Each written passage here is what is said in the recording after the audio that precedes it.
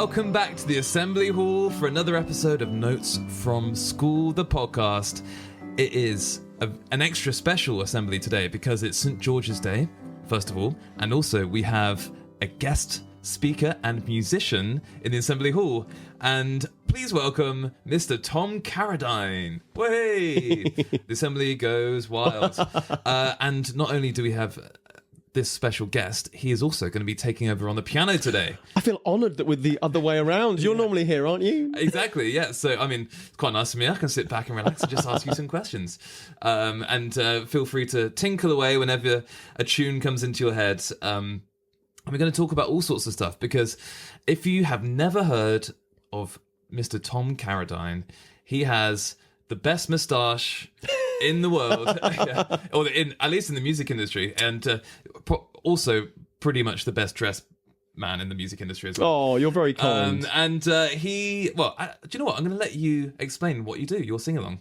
Well, for the last 10 years, I've made a full-time living pushing my mobile piano around and entertaining lovely people with good old-fashioned sing-alongs. So that could be anything from the songs of the Victorian Music Hall, the wartime, songs from musical theatre, kind of popular songs from across the decades, anything, a bit like you, that will get everyone joining in and singing along. Yeah. And the funny thing is that we do actually quite similar shows in a way, kind of similar. I mean, you've done it a lot longer than I have. Although I think my target demographic is slightly older than yours. Okay.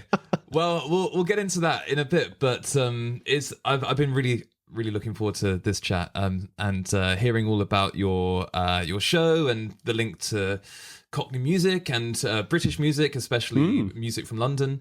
First of all, I just love you to tell me how it all got started. How did you go from you were a biochemist, weren't you? Or you studied biochemistry? I was indeed, yes. The natural pipeline from biochemistry into Cockney sing-alongs. Yeah, not the most obvious of career leaps, but no.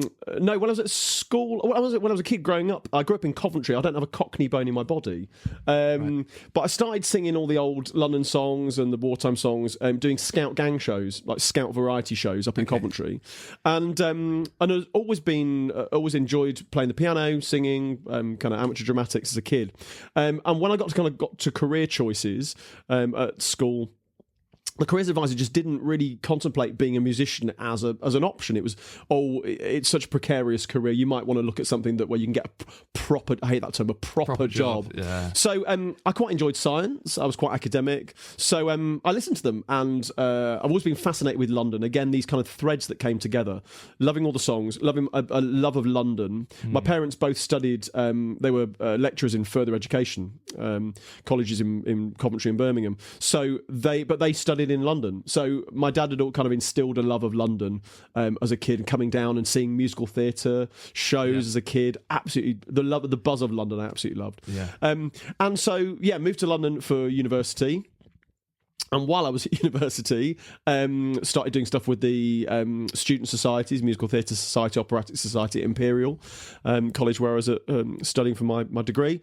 And because I was in London, I got to see lots of shows, meet lots of people, met keyboard players and musical directors, and ended up kind of playing for rehearsals and auditions for things alongside my work, alongside my studies, then in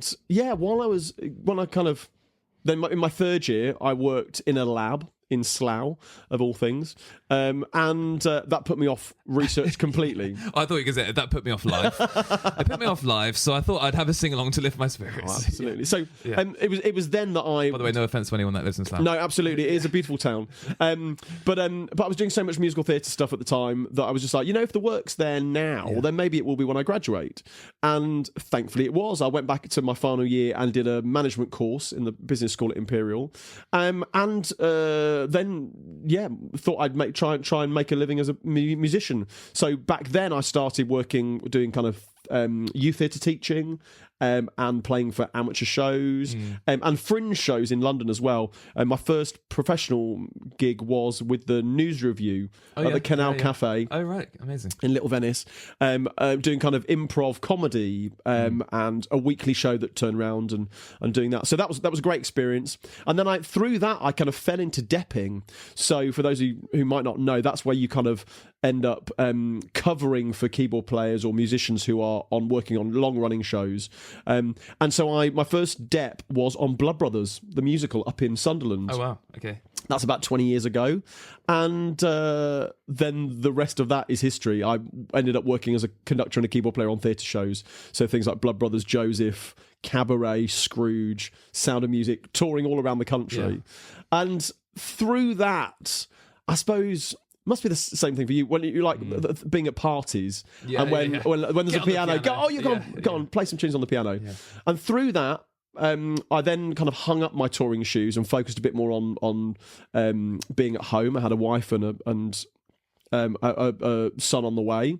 So started to focus on work in London, and I kind of fell in. I'd always been fascinated, as I say, with the wartime songs and vintage music. I fell into the vintage scene in London.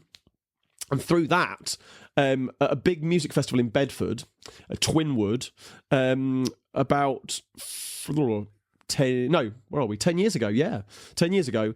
One of my friends, Dusty Limits, was like, we were after the show, we'd done the gig, and there was a battered old piano in the pub there. Yeah. And he said, "Oh, go on, play some of the old tunes." So I started playing things like Knees Up Mother Brown and Roll Out the Barrel and Maybe It's Because I'm a London, and everyone joined in. And it was like, there's something there. So the next night we went back for a pint of cider after the gig, and there were people there going, "Oh, you're doing the sing-along again tonight?" And I was like, wasn't planning, it was nothing official, but okay, why not? So the pints of cider kept coming on the top of the piano, and that helped. It did indeed. Lubricated the voice, and kept working, kept playing. And then we went back the following year, and people in the queue outside the festival were saying, "Oh, really loved your sing-along last year. Are you doing it again? This was completely unofficial, not even on the radar of the organisers. I've been booked to play for Champagne Charlie and the Bubbly Boys and Dusty Limits, the other acts I was playing for. But the sing-along was completely like under the counter gig. And it was then that I realised there's something in this. And from then kind of developed this Carradine's Cockney sing-along show, which I tour all over, from working men's clubs and pubs, private parties, to... If you're listening and you want Tom to play at if you want Mr. Carradine to play at your private party. Weddings, wakes. Okay. Do you have to change your set list a little bit for that? No, not really. Okay. Not really. Right from that through to playing care home gigs, and then up to bigger shows at places like Wilton's Music Hall, and also work that I've been doing as recently as well on the kind of music hall scene, the kind of music hall revival scene at wonderful places like Leeds City Varieties or underneath the arches at Charing Cross, the Players Theatre. I'm doing a gig at Leeds City Varieties at Christmas. It's the history of that place is absolutely amazing. Was it Charlie Chaplin? Charlie Chaplin, Myrie Lloyd, Harry Houdini. Oh wow, Stan Laurel. I mean, all the greats have played there, and there's something in the same way with Wilton's. There's really something in the walls, the energy in that place, and just that kind of feeling that. And actually, what you'll do, which again Leeds is designed for, these old music halls are designed for, is audience participation, is audience interaction. At Leeds, it's such a beautiful kind of chocolate box theatre that the audience almost wrap around you on stage, so you'll feel it's an amazing I can't wait for that. I've done a few shows where the audience is kind of wrapped around the stage, and I really like that because you kind of all it feels almost more part of a community there. You're all together, and it's like a big hug of music. I love that story, that it feels like the stars aligned and the desire was there for the sing-along. And it's funny. It's kind of a parallel to what I did in a way, in that I didn't wake up one day and think, do you know what? Let's do a school assembly sing along and tour around the country. And sometimes these things just come out of whatever situation you're in, and then I guess you just work on it and think, do you know what? Actually, I really enjoy doing this. And then obviously you're very talented at doing it.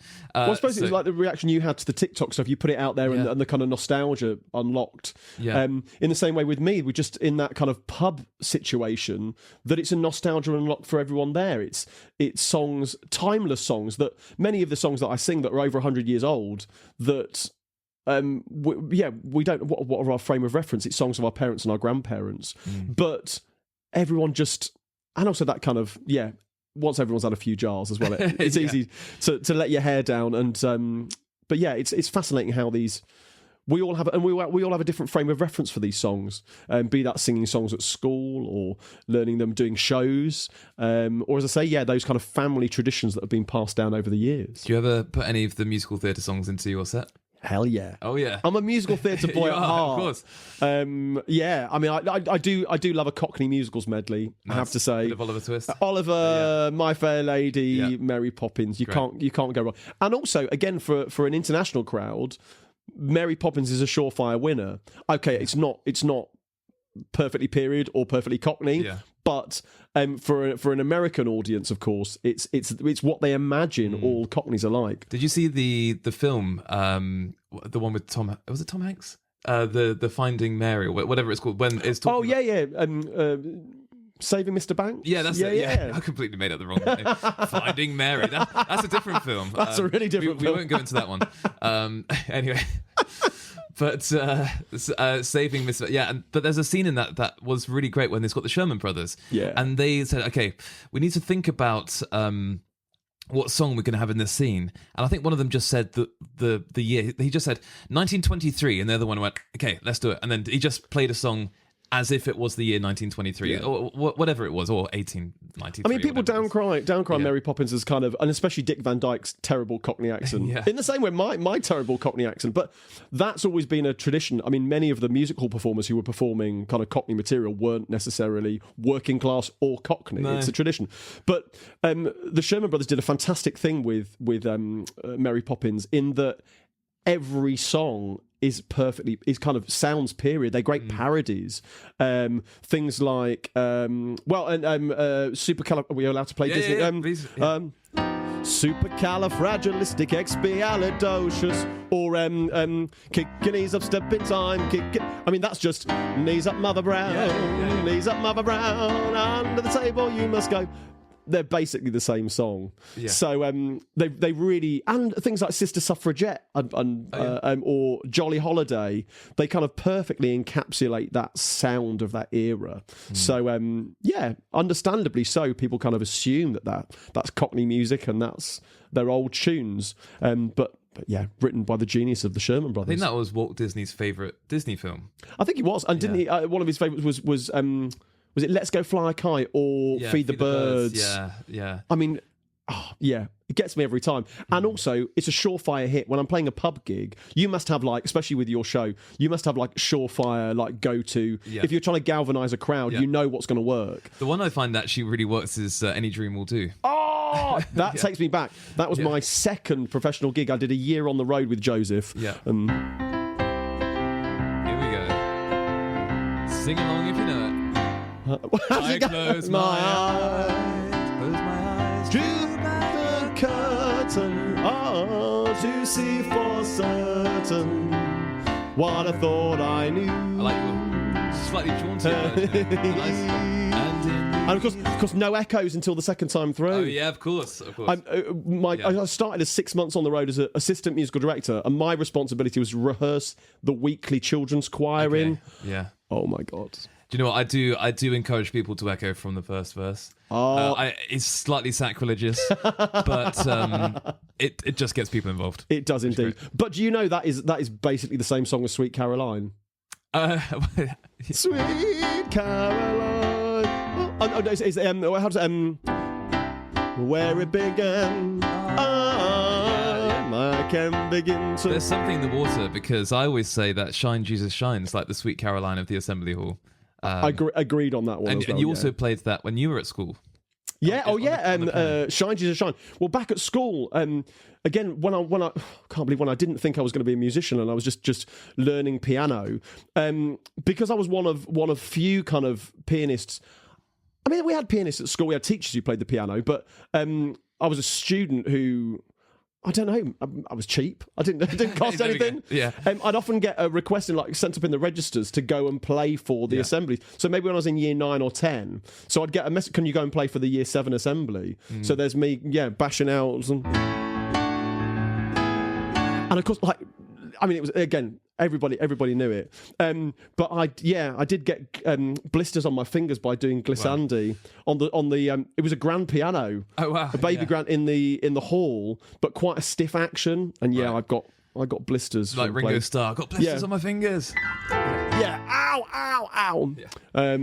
But yeah, so my love of music, goes back as far as that. Singing in school, and being dragged into assembly to play the tunes. Quite a lucky school to have Tom Carradine on the school piano. Little did they know. Yeah, little did they know. Yeah, that would be. I think that probably planted something in your mind back in the day of being able to get up in front of a room full of people and get behind the piano and just starts playing, and then everyone starts singing along. I think it did, but again, you're talking about the kind of threads coming together. It's interesting that for years that was never a part of what I did, because I worked as a conductor and a keyboard player. I'd feel confident like taking a rehearsal or singing vocal lines to teach them. But if you'd said to me 10 years ago I'd be making a living, full-time living from leading people in singalongs, I'd never fronted anything. I'd never kind of done that kind of performance side of it, and I'd always be wearing black. I'd always be in the pit as a conductor or keyboard player. I was never out in the spotlight, as it were. It's weird that now that's what I make a living from and enjoy doing. But as you say, it's just that reaction, that audience reaction. And if you can tap into those songs that everybody knows and everybody, kind of has that collective sense of nostalgia, that's why what you do is phenomenal too. So one of the venues that you play regularly at is called Mr. Fogg's in Soho. Yeah, Mr. Fogg's Tavern on St Martin's Lane in Covent Garden. How long have you played there? Oh, geez, probably about 8 years. Oh, really? Oh, wow. I started working for another bar that was owned by that company, Inception Group, called Cahoots. Have you been to Cahoots? It's like a wartime bar, 1940s style. I've not been to it. Oh, the original one is in Kingley Court. Off Carnaby Street. And it's a basement bar, but it's all done at like a 1940s tube carriage and like a tube station. Wow. Okay. Like a disused tube. And I started doing Sunday night sing-alongs there, but doing all the old wartime songs. Yeah. And while I was doing it there, the company were opening Mr. Fogg's Tavern, and now they've got a number of Mr. Fogg's venues all across London. And they said, you should speak to the new manager. They might be interested in doing a thing. And I did a tryout there with my mobile piano, and the rest is history. I've played aside from COVID, I've played every Thursday there for probably 7 years, over 8 years. Being a musician playing in a venue like that, you'll get quite a lot of people from all around the world. Yeah. In a venue in Soho. Do you have to change your set a little bit if someone comes from New York or something and they play a tune? Or of course, yeah. And again, the thing I love about what I do at Fogg's is that I can tailor my set list. I'm not stuck to what I'm playing. So if you get someone in from New York, we're of course, or California, maybe California, here I come, or Brazil, where hearts are entertaining June. So we often get Australians in. Was it once a jolly swagman camped by a billabong under the shade of the coolibah tree? Or we might do bananas in pajamas. So just that being able to tailor my set list, or even just like for a little brief moment to welcome those people in from all around the world. But it's funny about those songs that everybody knows. We were chatting before recording that there's one song that everybody knows all around the world is You Are My Sunshine, 1940s tune. You are my sunshine, my only sunshine. You make me happy when skies are grey. You'll never know, dear, how much I love you. Please don't take my sunshine away. And everyone knows that. It's like... I don't ever remember learning it. How does everybody know it around the world, do we think? It's a simple song that's got a universal message. So, simple song, the verse and the chorus are the same tune. That's important. Oh, yeah. That's important. But I don't know. It's funny. I discover over the years, chatting to people from all over the world, especially kind of Scandinavian countries, very often the comedy songs from the 30s and 40s, things like I've Got a Lovely Bunch of Coconuts or My Old Man Said Follow the Van, that's slightly earlier, but those kind of songs were recorded and released in Norway or Denmark over the years, but with different lyrics. Okay. So people come to the sing-along and they might not know my version, but they'll know but they'll know, My Old Man So Follow the Van, or I've Got a Lovely Bunch, I think is one from, it might be Sweden, where it's a song about hair on a coconut. Okay. The direct translation is about. So it's not about being at a fair and throwing balls at coconut shy. Just that weird that weird the international kind of sharing of music, but also that we of course get lots of Americans in, so that kind of transatlantic crossing. Many of the songs that we consider as Cockney sing-along classics are actually American songs. Right. We shouldn't say it, but things like another one from the 20s, which is in theory like Great American Songbook, and if you tell a Cockney, they'll fight you for it. Oh, really? Is oh, we ain't got a barrel of money, maybe we're ragged and funny, but we'll travel along singing our song side by side, which was written in New York in 1927. And that's a Tin Pan Alley song. It's a Tin Pan Alley song. Wow, I'm sure a lot of, if there's any Cockneys listening, they'll think, what? I know. Yeah. I would say that. And the other one that is super Cockney, but is actually originally an American song, is Down at the Old Bull and Bush. Do you know that one? Oh yeah.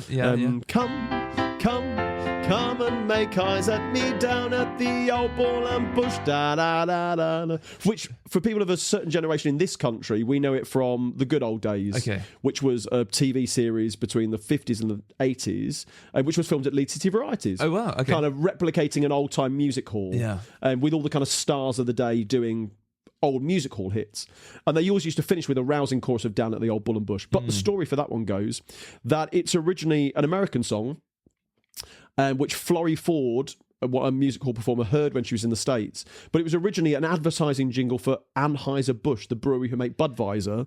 And the lyrics went, come, drink a Budweiser with me under the Anheuser-Busch, bush.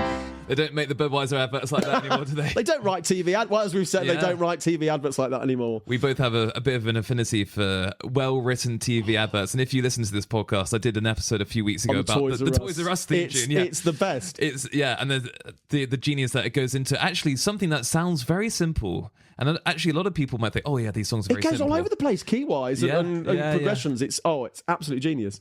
But yeah, I mean, what do we get? What do we get nowadays? We get WeBuyAnyCar.com. It's not even a tune. One note. It's just a rhythm. I'm like, no, they're letting the side down. I know. Yeah. Those advertising jingles from the 30s and 40s that are in our cultural DNA. I mean, one that takes me back to my childhood. You might be too young for this, but do you remember the old Fairy Liquid? Hands that do dishes can feel soft as your face with mild green Fairy Liquid. You're too young. That is not one I remember, actually, unfortunately. But I'm sure a lot of people will think, how can you not remember that song? That's amazing. It's funny when I play to an older, my kind of older demographic, then doing all the old a million housewives every day, pick up a tin of beans and say beans means Heinz. They're just, we learn them by kind of cultural osmosis. Yeah, and a lot of people will reference things from a certain advert, or what are some of the other ones? There's the only the crumbliest, flakiest chocolate. Yeah, the taste is so good. Anyway, there's we could do a whole separate episode about all the different advert tunes. But one thing, just going back to the kind of the international thing that I find really fascinating, is that a music that is in its nature extremely hyper-localized, which is Cockney music, which technically, to be a Cockney, you have to be born in the sound of the Bow Bells, right? Indeed. And so really, in the world, there probably aren't that many Cockneys, relatively. I mean, probably not now. Absolutely, and it's become, over the years, it's become a much smaller area. Yeah. But yeah, indeed, it's hyper-localised, but quite an iconic... I suppose it's an iconic image as well as a sound. Yeah. Certainly, if we go back to the origins of the Pearly Kings and Queens, that's quite an iconic. And again, that's the thing. I've got friends who are Pearly Kings and Queens. It's an old London tradition it's a kind of charitable organisation. Every borough in London have a Pearly King and a Pearly Queen who are part of an organisation that they raise funds to look after people who fall on hard times. They raise money for other charities as well as their own giving.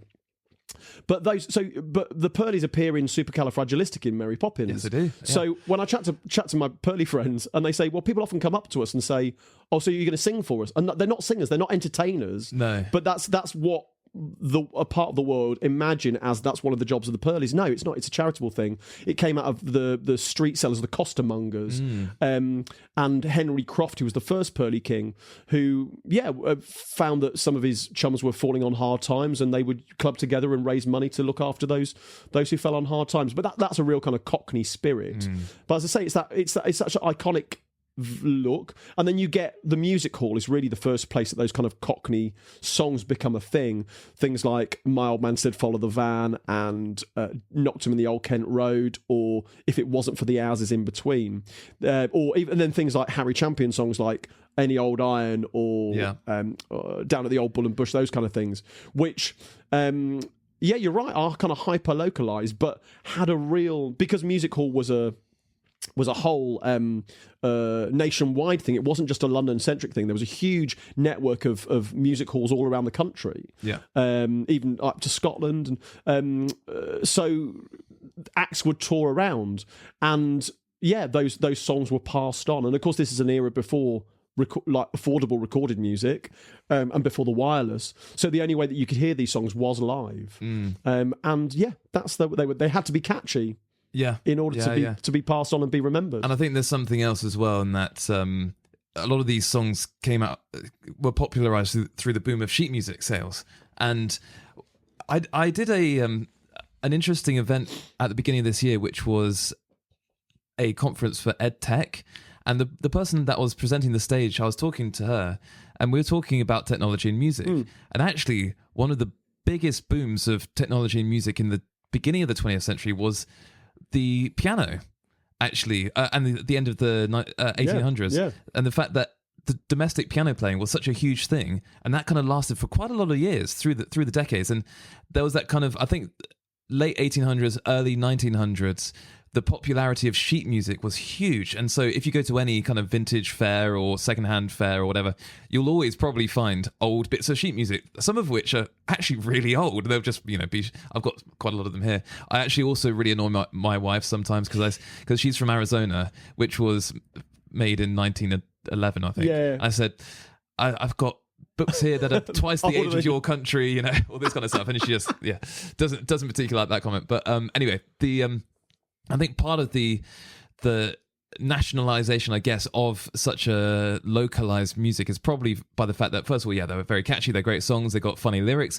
Actually, humour's a massive thing, isn't it? Oh, absolutely. That's very much a Cockney trait. Yeah. I know it's also kind of a British thing, but there's a real kind of London tradition of dealing with situations by looking on the bright side, by making fun of those situations. So actually some of the songs that we think are quite jolly songs, things like My Old Man Said Follow the Van, which I remember singing at school. My old man said follow the van, but don't dilly-dally on the way. Although it sounds like a jolly song, you're going to ruin someone's childhood right I'm now. afraid it's about a family doing a midnight flit because they can't afford to pay the rent. Okay. So they're packing their belongings on the car under the cover of darkness. And in the song it says, which we've often done before, so it's a commonplace occurrence. There's no room for the lady of the house to ride on the back of the cart, so she has to walk behind with a cock linnet with a bird in a cage. Okay. But unfortunately, she dillies and she dallies, and we know what that means. That means pop into the pub for a few jars. She doesn't know her new address, and she can't find her way home. Oh, right.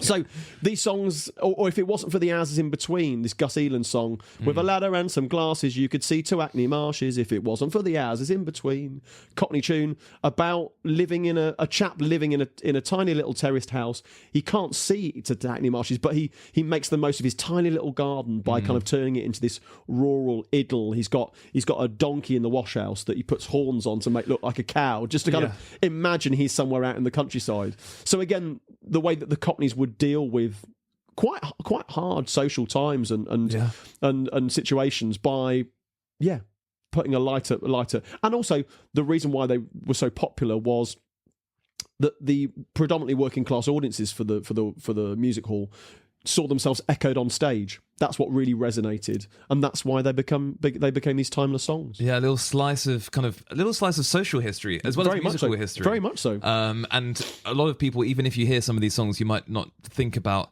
how people lived at the time, but people lived these songs, didn't they? I mean, it was part of their DNA. A lot of these songs were part of the culture. And also, you say about the pianos becoming such a popular thing. Again, pre-recorded music, everything had to be live. Yeah. So the only way you could hear one of these songs was either to hear it in the music halls or buy the sheet music, and Aunt Doris would have a good go on the parlour piano. And of course, again, at the turn of the century, piano ownership was all about a kind of a perceived status thing as well. So working class families trying to show that they've they're working their way up in the class system, they would buy a parlour piano, and perhaps someone in the street would have one. So for a kind of Cockney sing-along or a ding-dong, they might call it a party or a knees up. The uncles would go around, lift up the piano, drag it to wherever it needs to be, roll the carpet back. Aunt Doris, which is what you do now. Yeah, absolutely. Aunt Doris might sing Daisy Daisy, or I don't know, Uncle Tom might sing Knocked Him in the Old Kent Road. Everyone had their party pieces. That was entertainment. That was Saturday night entertainment, as well, of course, as the long tradition of Cockney pub piano players. Back in the days, those glory days when pubs had pianos. Yeah. Unfortunately, long gone. And over the last however many years, you've been wheeling your own piano through the streets of Soho. You may have seen it on social media online. If you haven't, then just look up Tom Carradine and Mr. Fogg. It's a funny way to make a living. But and I'm sure you get all sorts of. Well, the thing is, I watch these videos as a musician, just kind of stressed out because I think, someone's going to get in your way, someone's going to knock it over, and actually even watching the gigs, it looks so much fun. But then there's also the kind of musician part of my brain being like, what if someone knocks over a pint onto your keys? Oh, God, don't. It's happened. It's happened. I was doing a gig in Southend the other day, and a full tall glass of gin and tonic off the piano, over my keyboard. And while I was playing, and I couldn't really stop. No. So I was doing one-handed with a tissue, trying to wipe it down, trying to work it into the song. Thankfully, the keyboard didn't short out, so we were all right. Do lots of slides and lots of glissandi up and down the piano. It's all part of the song. The show must go on. But in a similar way with your shows, there must be, because you're trying, like me, you're trying to engage people. There must be a certain portion that while you're performing, your brain's thinking, why is that group at the back not involved, or why don't they order? And especially for me, with people coming from all around the world, that I might be singing something, but I'm thinking 3 songs ahead about where I'm going to go to next, what I'm going to do. There's a fight going on in the corner. And it's just about trying to keep that energy. I always liken it to being a DJ. About crafting a show. About, you can't just have banger after banger after banger. There's got to be a little ebb and flow to it. And it's, for me, 10 years of kind of honing that, and I'm still learning. I'm still working out, and people suggest other songs that might be bangers. I used to get loads of requests from the Americans for doing Country Roads. Oh yeah. But oh my God, if you sing that, everybody knows it. And it wasn't really one that I knew, and I had to learn it, but it goes down, it's an absolute surefire hit. That's John Denver, isn't it? Yeah. And I think there's a couple of songs like Sweet Caroline, John Denver, for Country Roads.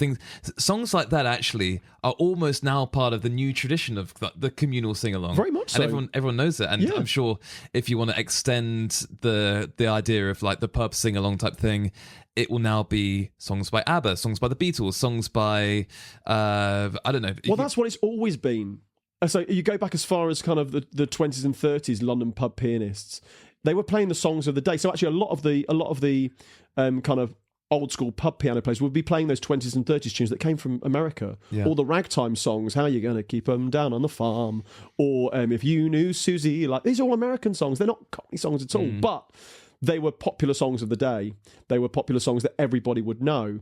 And so it's just an extra progression, isn't it, that we're singing. I mean, when I talk about kind of what we'll be singing in the years to come. So things like Bohemian Rhapsody, Daydream Believer, say Sweet Caroline, 500 Miles, Amarillo. Yeah. They're songs that every generation knows and will. But it does make me wonder, when I'm in a care home, I mean, what... They're going to get some young upstart coming in to play the piano and sing. What are they going to be? Playing Billie Eilish or something on the piano. Shoot me now. I mean, I don't know. No. Live music is great, but I just make me wonder that, is there going to be a cut-off of songs? Or what songs are we going to be singing? I think we'll still be singing things like You Are My Sunshine and Daisy Daisy, because they are so timeless. Yeah. And the wartime songs, Pack Up Your Troubles and A Long Way to Tipperary. Again, nobody around nowadays is within living memory for those songs. No, not really, yeah. But they're in our cultural DNA. One of the first introductions I had to that kind of music was watching at quite a young age the film Oh What a Lovely War. Oh, yeah, fabulous film. Hearing all those music hall songs and the First World War songs like Tipperary, and all of those sorts of tunes, that was the first experience I had with hearing a lot of those songs. That's a long time ago now. It's a long time, and as in, like, you know, when those songs came out. But at Christmas, I did the thing that you do as well, actually, which is do the mashup of a few wartime songs. I mean, we've obviously got very different shows, but there is a bit of crossover in terms of a few of the tunes that we play, which is quite interesting. So you do the simultaneous quodler bets. yeah, and then I get people singing on top. Singing on top. So of you can sing, though. I mean, the chords don't strictly work. You need to kind of fudge it a little bit. But the whole idea that It's a Long Way to Tipperary and Packet with Troubles work over the top of each other. Yeah. I don't know why. They're just great songs. Again, I don't ever remember learning them. They're just, so in our DNA. And the other one that I do, which works really well, is I call it the gospel mashup, and it's what we learnt at school, where you sing "Swing Low, Sweet Chariot" when the saints go marching in. I want to sing, sing, sing. Oh. It all works over each other, and then you can add. It's not a gospel song, but you can add "She'll Be Coming Round the Mountain When She Comes," and there are a few other ones like you can also add "This Train's Bound for Glory." Okay, you know that one. Yeah. And someone else actually came up to me at the end of a show and said, "Oh, you can also sing the Bare Necessities." I was like, that might be stretching it slightly far, I think, but I'll give it a go one day maybe. But "She'll Be Coming Around the Mountain" works really well, and there's lots of variations on that one. Was that I remember back in my theatre days, working with a musical director. She's no longer with us, Kate Young, fantastic West End musical director. She worked on the original production of Joseph. She was children's MD, and I've worked a lot with her in her latter years at Brick Lane Music Hall, and she used to do a warm-up with I believe the children are our future, and I believe I can fly, and they fit over the top of each other. A lot of musical theatre warm-ups are actually music hall songs as well, aren't they? Yeah. I was going to ask you, obviously you've told me how you got to the sing-along element of it. Why did you specifically kind of nail down on the Cockney bit? Because obviously you're not Cockney. Yeah. But I mean, it works so well. The show works well, and well, because that's the tradition. The idea, there is nowhere. Although music hall, as I say, was a London centric kind of product which developed in the mid 1800s, and then kind of was distilled out across the country, distributed out across the country. The idea of like a pub pianist is very much a kind of London tradition. That's not to say that there aren't pub pianists. I saw a video of a guy down in Devon the other week on socials, who's one in a long line of kind of the old school pub pianists. But that iconic pub piano kind of sound is a London thing, and also the real kind of the main core of that kind of pub piano songbook are those Cockney musical songs. So the bangers, though I gotta say, "Roll Out the Barrel" is an American song, I think. It's based on a Russian tune. I mean, it's like, it's not a Cockney song at all. "Knees Up Mother Brown," most definitely. "My Old Man Said Follow the Van," "Down at the Old Bull and Bush." The Hokey Cokey. Yeah. Which, again, well, there's a fight over who originally wrote it. Jimmy Kennedy, famous composer and lyricist from the UK, says he wrote it in the 40s based on a Canadian folk tune, but then Larry LaPrise, I think, in the States, claims to write it at the same time. So it's one of those ones that's been fought out in the courts over the years. There's a songbook that I've placed on the piano at the top, and it's called Tarara Bumdier. Hey, I remember this one! And of course, I've got all these songbooks from school, and if you're watching this on YouTube, by the way, you'll be able to see, first of all, Tom's excellent dapper outfit and fantastic moustache. But the songbook is Tara Bumdi, and this is full of all the Cockney songs. I mean, it's got all sorts of songs in there, but it's got a few newer songs as well. But this is an interesting, I feel, continuation of the. I feel like there was a bit of a kind of a development from pub sing-alongs into the school hall. Yeah, very much so not necessarily the same people playing the piano on each one. It could be, but I think because these songs are so catchy, I'm sure a lot of people that were planning what songs should be sung in school as well as the slightly more religious songs that you might find in Come and Praise or other songbooks like that.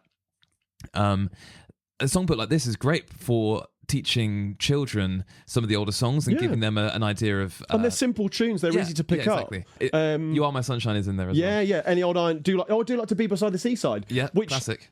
Is a music hall song. Is an old turn of the century music hall song. I wonder if a lot of people actually, from a very early age, have the songs in their head because they went on carousels at the seaside.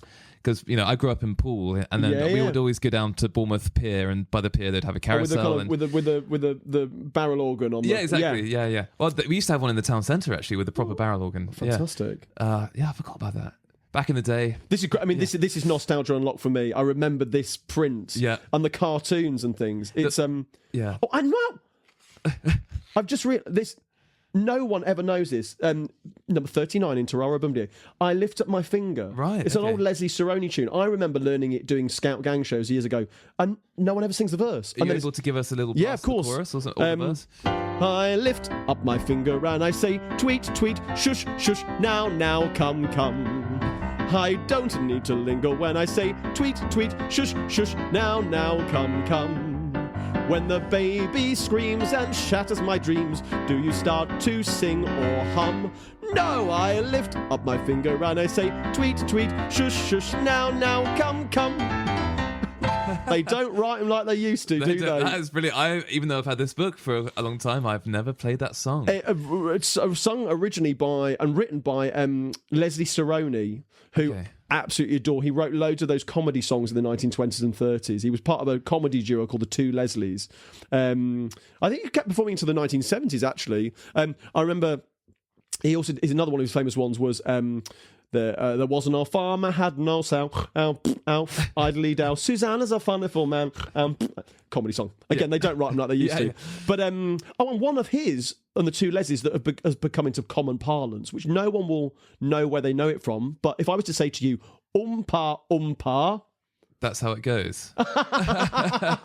No, close. Stick it up your jumper. Stick it up your jumper. Yeah. Which is originally is a Leslie Saroni song. Okay. But it's that... Like, nobody knows where that origin of that line comes from, but it's part of the oral folk tradition. It's filtered its way through into indeed. But though, of course, umpapa, that's how it goes. Umpapa, everyone knows. I've got a question for you. Why does everyone have a banana in Cockney music? Have a banana. There's a PhD in this, I'm sure. Yeah. We could do a whole other podcast. Why do Cockneys want to have a banana? So the most concise I can get, that comes from a song called "Let's All Go Down the Strand," which is in Tarara Bumdia there. Oh, actually, let's see whether it's actually marked in here as "have a banana." I don't think it will be. I wonder whether they would put it in there because this was a bit later, I suppose. Yeah, I think it came out. No, in the 60s. It's not in there. Oh no, it does actually. It does. Oh, but interestingly, it's on the second line. In this one, it goes, "Let's all go down the strand. Let's all go down the strand." Oh, that's wrong. That's on the second time through. Most people would put it in on the first one. Would you say that was wrong? Yeah, absolutely. Have a banana. That's like the minor key version. Yeah, I do it on the have a banana. Yeah. I'd always do it on the first one, but I also squeeze an extra one in on that one. Got to squeeze in the Got to squeeze bananas. in where you can. Yeah. But yeah, so that is not originally in the sheet music. The original published sheet music that does not have a banana in. Yeah. And the original recordings, contemporary recordings, it's not in there either. Only in, I think there's like a later ones in the 20s where it appears. It's on the recording. So nobody knows where it's come from. I like to think that at some point some drunken person in a music hall audience would have shouted out because it fits so perfectly. Yeah, where the bananas come from? Well, people say because there was a banana warehouse in Seven Dials. It's now a food court, posh food court. You know, the banana warehouse. Seven Dials market and they've got a symbol of a banana. Yeah. And it's a place that's got cheese sushi, the kind of yeah. I've been to that. It's and really humble good. crumble, the little nice. Yeah, really nice. But yeah, so there was a banana warehouse there. Of course, with the use of bananas in kind of slapstick comedy, that kind of originates around that era as well. The idea of kind of cartoons of people slipping on banana skins. But there's no real definitive answer to where it came from. And also, there was a very famous musical performer at the time called Gertie Gitana, which was Cockney rhyming slang for Gertie Gitana. For a banana. Yeah. So maybe they shouted Gertie Gitana, possibly. She never sang this song, but I don't know. I wish I could have a time machine to go back just to find out where that came from. Do you, in your show, I remember you talk a little bit about Cockney rhyming slang. Yeah. Can you give us a few little snips? I'm sure most of us will know kind of apples and pears and all that kind of stuff, but are there any other slightly more obscure Gertie Gitana style obscure ones? I took it in one of the songs about we know things like up at the apples and pears, up the stairs, a cup of rosy lee, cup of tea, and of course many of these that we still use, but we use the full term, so we might say apples and pears rather than just apples, whereas the original origins of Cockney rhyming slang was about being deceptive and trying to keep it was the street lingo, it was a street kind of argot of the time, so it was trying to keep that away from the police perhaps or authorities. So back in the day they would often not use the whole thing, so they'd just say like whistle and flute suit, you might say my whistle. But other things, Rory O'More, the Rory O'More, he was like an Irish dissident in the 18. Oh wow, yeah. But then also, the thing I love about that is you get more up to date ones. So you get things like Lionel Blair for hair. Sure. That just so Cockney rhyming slang has always developed, has always changed over the years, and it's still continuing to develop. And one of the as well as Fogg's, and you play all sorts of places all around the country, but one of the most iconic venues that you play is the Wilton's Music Hall. And we talked a little bit about it before we started the podcast, and I came to see your show, and it was absolutely brilliant, and it was the first time I'd ever been to Wilton's. And on a previous podcast, a few podcasts ago, one of my friends is a soprano, and she just did a performance of the Magic Flute at Wilton's. Oh, fantastic! And with just a pianist, so not with an orchestra, and it kind of as a nod to the music hall tradition. So, would you say that was one of the more famous music halls in the country, Wilton's? Well, it's the one of the last surviving music halls. Yeah. I wouldn't say it's one of the most famous. It actually had quite a short-lived career. Okay. It was originally built as a music room at the back of a row of Georgian terraces. That's why front of house at Wilton's, it's tucked on a little Gracie's Alley just off Cable Street in the East End in Wapping, which is famous indeed for Jack the Ripper. Oh yeah, and Cable Street for the Cable Street kind of protest against Oswald Mosley and his black shirts back in the 30s. There's history in that, in every brick in that area. I mean, and also for it was close to the docks. The Ratcliffe Highway, the main road down there, was notorious for being, you wouldn't go there any time in the day, let alone at night. So John Wilton originally owned the Prince of Denmark pub, this little Georgian house on Grace's Alley, which he basically bought the houses on either side and knocked them together. And it was at the time when there was this huge craze for music hall. Publicans, it came out of pub singalong actually. The original music halls came out of landlords basically want to shift more beer, so and get their punters to stay for longer. So you'd have these song and supper rooms for the more upper class people, or a penny gaff for more working class Londoners. But there was entertainment, professional entertainment put on, acts booked to come and entertain. And it was Charles Morton, who was a music hall impresario, the first one really, who built the Canterbury Music Hall in Waterloo back in the 1850s, which is not there anymore. No, it's now. It was right by the railway line. It's been knocked down. London Bridge. London, by Waterloo. Just out of Waterloo. Okay. But unfortunately, that's not there anymore. So, but I say Wilton's. Correct me if I'm wrong, I think it may be something like only like a 20 or 30 year career as a music hall. Okay. It then became a Methodist mission, a rag warehouse, and it was going to be knocked down by the London Council in the GLC in the 1960s, I think. As was most of Central London, I think, to be honest. And it was because it was a poor and deprived part of London. Yeah. And but over the years, people like, I think John Betjeman helped in the campaign to save it. Many famous actors have kind of stepped in, and then eventually it was became a producing house. But before then, actually, it was used as a filming location. Things like Frankie Goes to Hollywood, Relax video was filmed there. They used it as a kind of snooker hall, I think. But so it appears in one of the Craze films as a snooker hall. But the giveaway is these barley twist columns, the pillars that keep up the the balcony, that's the giveaway that it's Wilton's. So it's gone through many different guises over the years, but yeah, back in the 90s I think it became a receiving house as well, honoured that I get to perform my shows there. It's a very special place. I felt like I'd step back in time, and I'm sure most people do, because have a pint of ale and a sausage roll and sing all these classic tunes from back in the day, and you're in a really kind of atmospheric location. Yeah, it feels very old, because it is, but it feels very old. Out front of the house, all the walls, they haven't restored the theatre to kind of its former glory, as it were. Whereas somewhere like the Leeds City Varieties is very gilt and red velvet, and they've renovated it. Wilton's, they've preserved it now.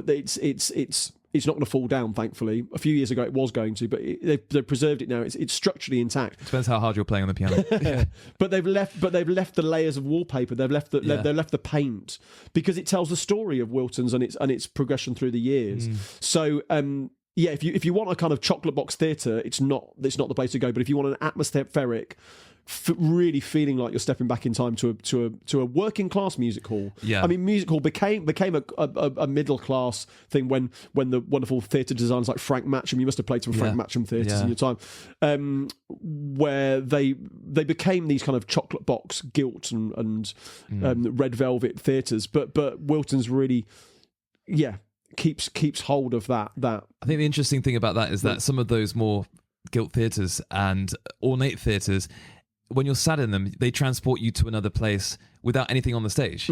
But I felt like with that place, you did feel transported, but not necessarily in the same way. It's not like you're kind of transported. You're transported, but without erasing the working class history of it. Which is great. And as this is a St. George's Day themed episode, it's been really fascinating talking about the traditions of singing in the UK and especially London. And you performed at a St. George's Day event in Trafalgar Square last year, didn't you? With the Pearly Kings and Queens. Yeah, it was fabulous. Which is the most, probably like as iconically English as you can possibly get. Yeah, it was great fun. Yeah, for the Mayor of London's St. George's Day celebrations last year.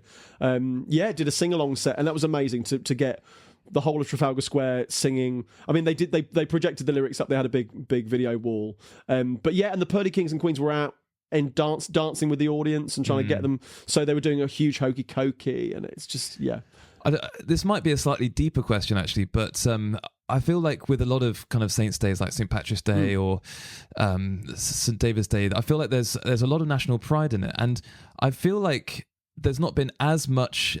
I feel like with the St. George's flag, that now unfortunately has a lot of negative connotations. So do you feel like you're kind of bringing back a more positive spin to that kind of, whether you call it patriotism or just thinking about the country? I think so. I really feel like we need to because the Welsh and the Irish and the Scots have this wonderful kind of patriotic celebrations for their Saints' Days, and St. George's Day is an important one. And I do feel over the years it's been kind of airbrushed out because of those connotations of kind of nationalistic flag waving, especially. Often from when I bring up my bunting at the shows and we sing Land of Hope and Glory and things like that. I've got Union Jack bunting, so it's an inclusive thing for the whole of Great Britain. But as soon as I bring St. George's flags, it kind of feels, I have to say, it feels dirty.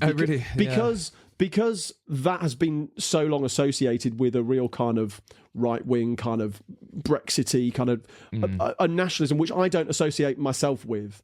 I know some of my audiences might, but I don't. For me, London especially has forever been a melting pot of cultures, and we wouldn't have got the music that we did, especially from music hall, if it wasn't for that influx of different people into the East End. And the East End has always been constantly changing. It's always been so people bemoan the fact that we've lost Cockneys. And we've lost but no, Cockney culture is still there. It's just changing. It's developing. Yeah, and then Cockney slang is changing into. It's street slang. It's like multicultural London English. It's I've done some workshops with school children in Whitechapel, and again, lots of kind of Bengali and Bangladeshi families, but so it's just, the East End is just constantly developing and changing, as it always has done. As it always has. So I think, going back to your point about this kind of nationalistic thing, I think we need to kind of find a healthy patriotism and be proud to be able to wave our flag and sing what is the Great British Songbook. Everyone talks about the Great American Songbook. Yeah. But no one's ever coined that kind of Great British Songbook of these songs that are so part of our DNA. And for many of these songs in these books here, things like Interara Bumdia, and these that are old folk songs, English folk songs that we lay claim to, we should lay claim to, and we should passionately sing them and keep them alive, because otherwise, we lose all that. And they'll just be sat on a shelf, not being sung. I'm a firm believer. My vintage sheet music collection at home is immense. Yeah. It's too big. I need to have a downsize. But absolutely, I don't want these songs to be sitting on a shelf and becoming dusty bits of heirlooms. Well, not even that, just or going to landfill. I mean, so many when I go and play in care homes and things, I often have a route through like a piano stall. I love a rummage through a piano stall. Or vintage shops or charity shops. I'll go and have a look, and there might be something there. But it's important that we keep these songs alive. And I think we need to celebrate that fact.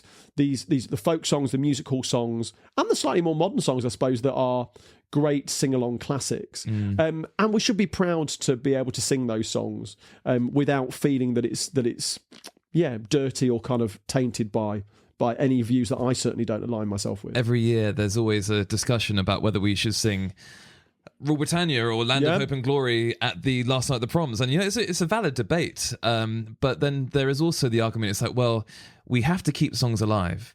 And, we can debate about the contents of the songs. But I don't know, do you have any thoughts about that? Or is that getting a bit past your what you do? No, not at all. I mean, I have to say, bizarrely, the one song that I find really kind of awkward to sing is Jerusalem. Okay. It's an absolute banger, and everybody knows. But from my experiences, having had some experience of playing for events over the last 10 years, Jerusalem's the one that drunken crowd come in and say, "Oh, you sing Jerusalem." Yeah. I had it on Brexit night, actually. Right. I'd finished my gig. I was packing up, and some chap who was quite drunk came up. "Oh, would you play Jerusalem?" And I remember playing it once. I can't remember. I think it was like a working men's club that I did, and I sang Jerusalem, and everybody stood up, and I could see this kind of white hot fire in their eyes, and I was like, "Okay, this is I don't associate myself with this." Which is kind of ironic because the lyrics are kind of. It's William Blake. It's kind of like a polemic against industrialization and all that kind of stuff. So it's very much it's not a. I don't know. I have had that requested quite a lot, and I don't do Jerusalem in my set, mainly because I feel like it's too hard to play. I hate it. It's hard to play. Yeah, it's a parry, isn't it? So it's I mean, it's beautiful. I wish I could play it well. It's hard to play. It's actually quite hard to sing. Yeah, people think they like to sing it, but it is actually quite hard to sing. And also, I just say, look, it's not really a primary school song. It's more of a secondary school song. If you went to a public school, especially, a lot of them sang it. But I've had a request, and when I have played it, it's not always actually gone down that well. I mean, it's not. I think a lot of the songs I play, whether it's a gospel tune or a song that was specifically written for Come and Praise, for example, there's that simplicity to the message and the song, and it's very easy to sing. Yeah. But I think just going back a step to the idea of not losing the songs, that's really kind of part of what I've wanted to do with a lot of the school songs, because actually so many people come up to me and say, "Oh, I haven't heard that song in 30 years." I get exactly the same with my gran used to sing. I haven't heard that one. My gran used to sing that song, or I thought my granddad wrote that song, or like he came up. I thought it was just a silly song. My teacher wrote that song.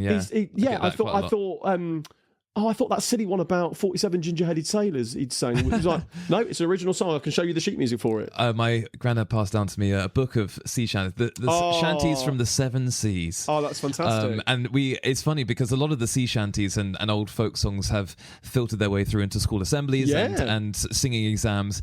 And actually, a lot of them are really not that appropriate. So like grade 2 singing, you've got a roving, which is all about, a prostitute from Amsterdam, and to come and sit on my knee and have a good time and all that kind of stuff. So in the same way in the kind of musical theatre canon, back in my days of musical theatre, students at kind of college singing things like Maybe This Time. And like these, like you can't, you're 18. You can't sing this song. You haven't no life experience. Let me entertain you from Gypsy. From Gypsy, yeah, which is absolutely. grade 3, I think. But again, going back to that thing about songs that are inappropriate to sing, certainly within, and touching back again, I suppose, on the kind of patriotic thing as well.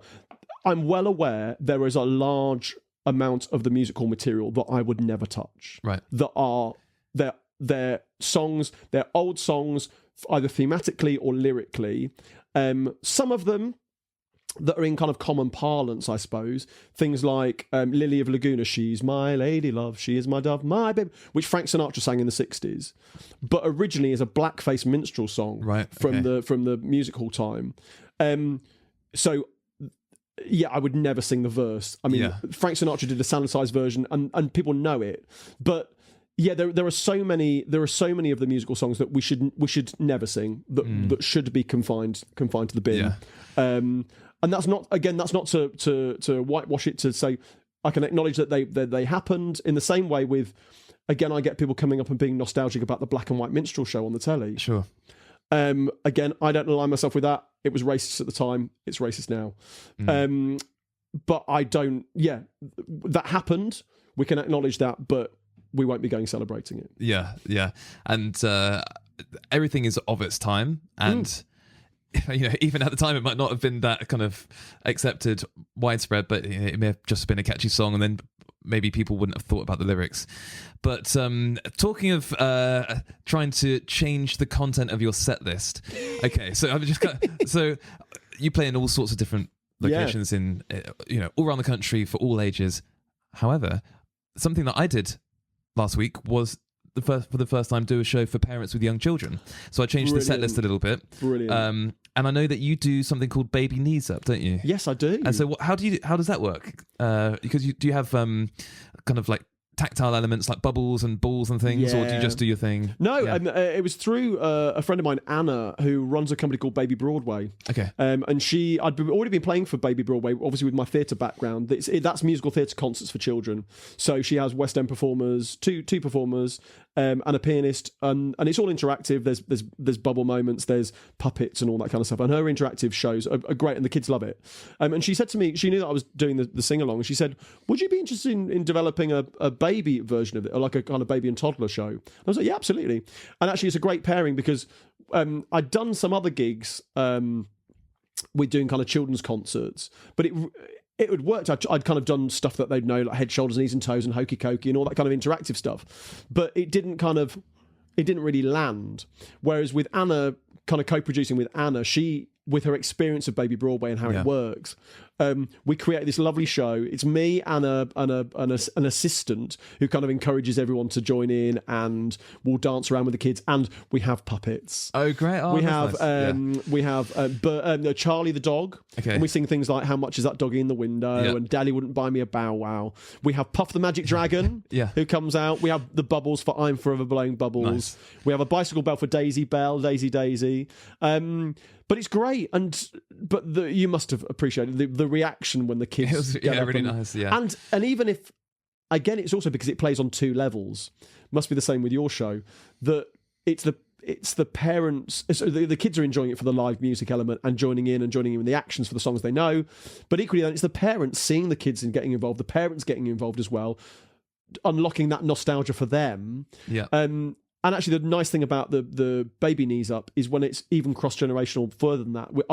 I've had like 3 generations of families come. Yeah. So like grandparents, and it's glorious when they can all share in these songs that, again, are part of each of their childhoods. That is an amazing moment. I've had a few shows where I've able to, whether it's a matinee show or when I was at the Fringe last year, I did a lunchtime slot. Oh, fantastic. Which is great. And I did, again, had 3, even sometimes 4 generations of the same family. So you got that's fantastic. A little child with the mum in their 30s, 40s, and the grandmother in 50s or 60s, and then a great grandmother, 80s. And it's how amazing it is that all those songs actually really kind of connect generations. Have trickled down, indeed. And it's important that we pass them on like that, and that because I'm sure you'll talk about nursery rhymes and the kind of in another show, but that thing about it feels like we've kind of lost that tradition in this country now of singing nursery rhymes, and it's more pop songs. But that thing about parents singing to their children and singing at school. That thing, as you talk on one of your earlier episodes about in singing in schools about encouraging just that ability to sing. So many people that I meet on my gigs, especially men in their later years, say, "Oh, I can't sing." Yeah, I've never they can't sing because at some point when their voice was changing, someone said to them, a teacher, you don't stand at the back. Shut up, don't sing. And they hold that with them for the rest of their lives. It's incredible how one comment on one day many years ago will stick with someone for the rest of their life and can shatter someone's self-confidence. Yeah. But as we know, the health benefits of singing together, that sense of community, of shared experience, of shared nostalgia.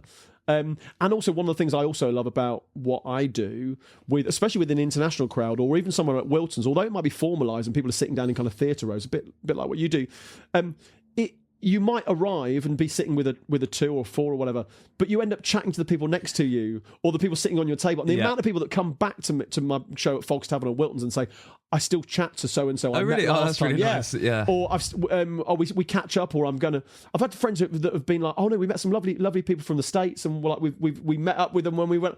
Amazing.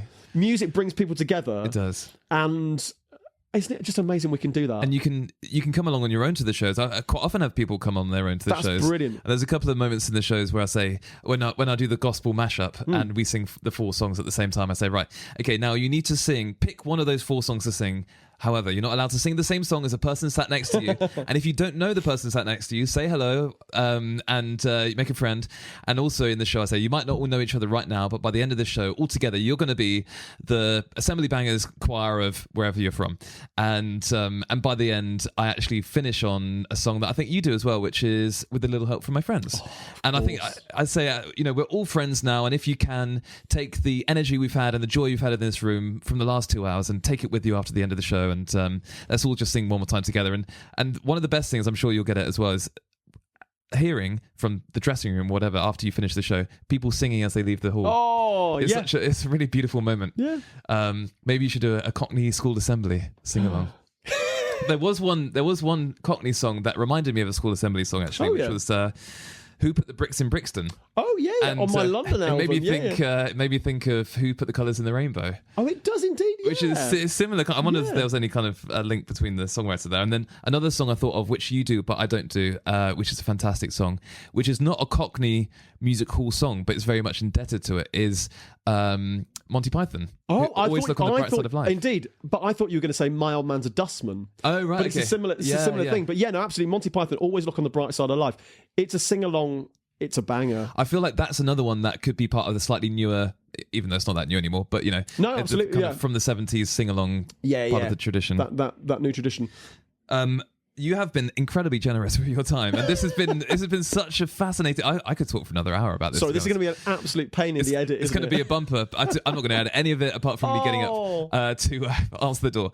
No. Well, I think I want to keep this as a bumper episode, a bumper interview, because there's so many interesting points within this. We've gone from everything to do with Cockney tradition. We talked about St George's Day. We talked about school assemblies, sing-alongs, the power of communal singing, and even still feeling proud to sing a lot of these songs as a great British songbook that we could have.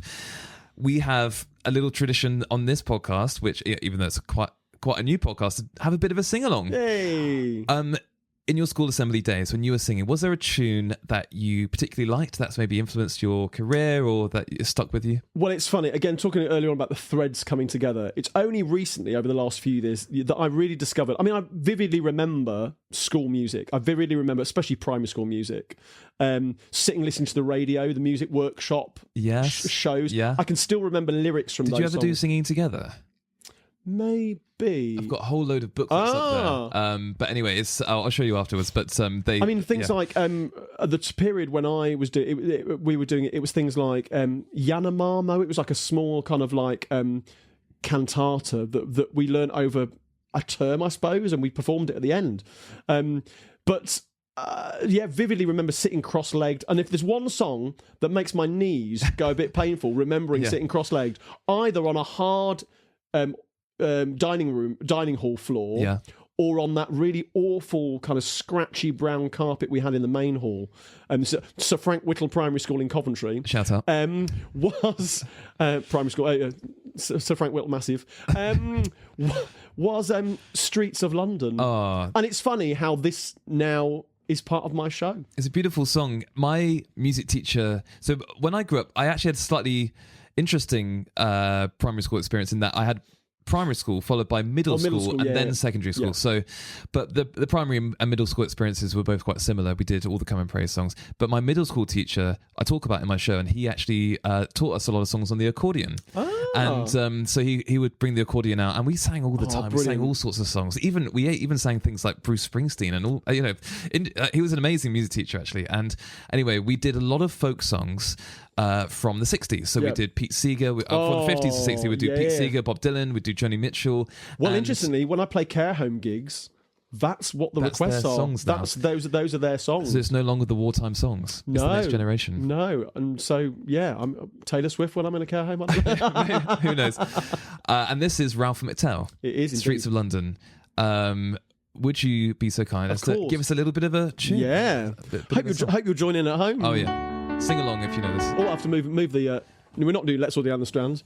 We're going to do Streets of London. I think for me, from this, it's just the imagery that it creates. And actually, it harks back to another old musical song called While London Sleeps. Harry Dacre, who wrote Daisy. Yeah. He wrote a song called While London Sleeps, and it's about people who've fallen on hard times in London. And there's just... I urge people to have a listen to that. It's on my London album. They can find me on Spotify. Have a listen to that, and then have a listen to this one, and see the kind of similarities.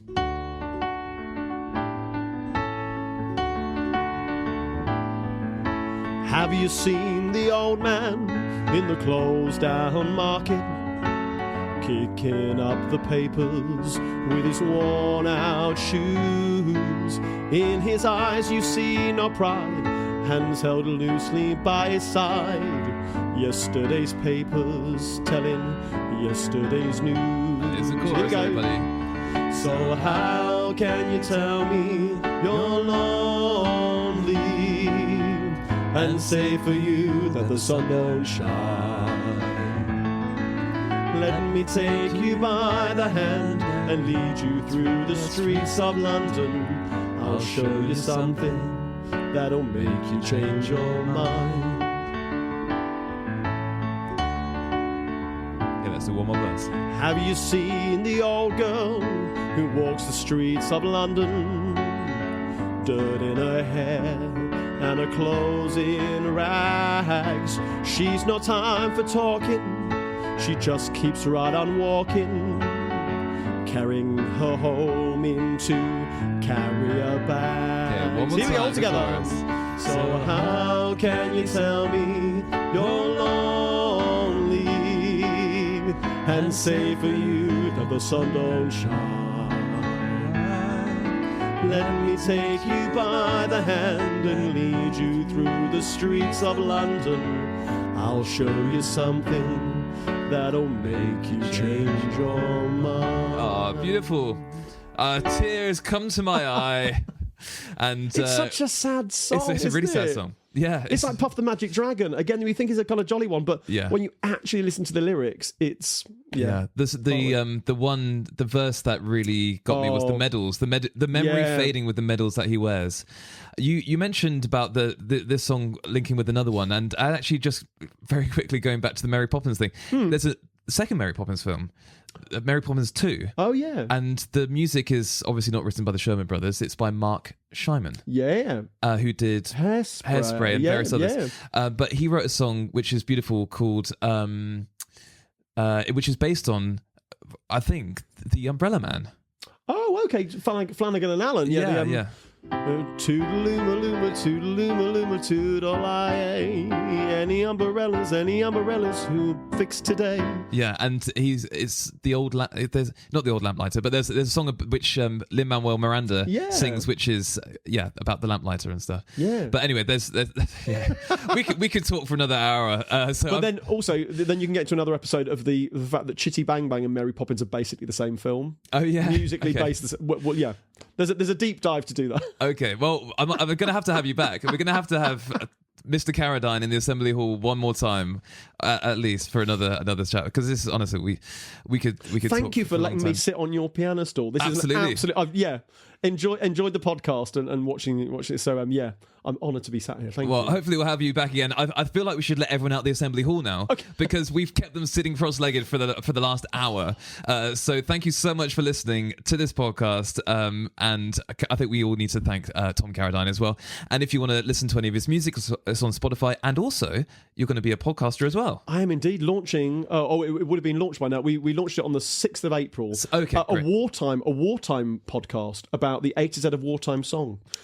So talking about songs from the Second World War and the First World War, working our way through alphabetically with lots of deviations on the side as well. How often is that coming out? That'll be a weekly thing. A weekly podcast. So this is out on the 23rd of April. So you would have had a few episodes. You'll already have a handful to enjoy. Some real gems in there, and some very famous ones that people will know, and some less famous ones, but some of the ones that my colleague and I, Lily, absolutely adore. So I'm sure they'll enjoy that. But I love that. Everything at tomcarradine.com. Brilliant. Okay. Thank you so much for joining us in the Assembly Hall today. Keep on smiling, keep on singing, most importantly. And I can't wait to see you again for the next episode next Wednesday. Class dismissed.